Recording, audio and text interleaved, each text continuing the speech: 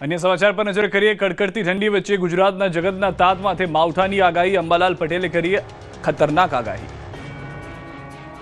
રાજ્યમાં કડકડતી ઠંડી પડી રહી છે। શિયાળો બરાબરનો જામ્યો છે, ત્યાં ફરી એકવાર ખેડૂતો માથે સંકટ આવવાનું છે। શિયાળાની વચ્ચે વાવાઝોડું અને માવઠું ત્રાટકવાની આગાહી થઈ છે।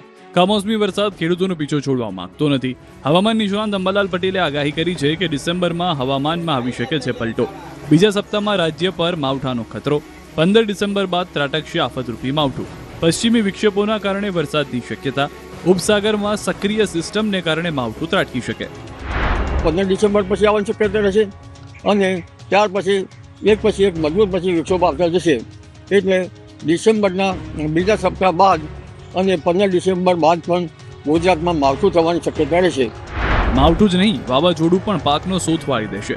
એક સાથે બે સિસ્ટમ સક્રિય થતા વાવાઝોડાનો ખતરો મંડરાયો છે। સાગરની સિસ્ટમ, અરબ સાગરની બંને સિસ્ટમો સક્રિય હોતા આ વાવાઝોડું લગભગ દક્ષિણ પૂર્વ તટો પર ટકરાય અને મજબૂત બને તો ગુજરાતમાં તેની અસર થઈ શકે।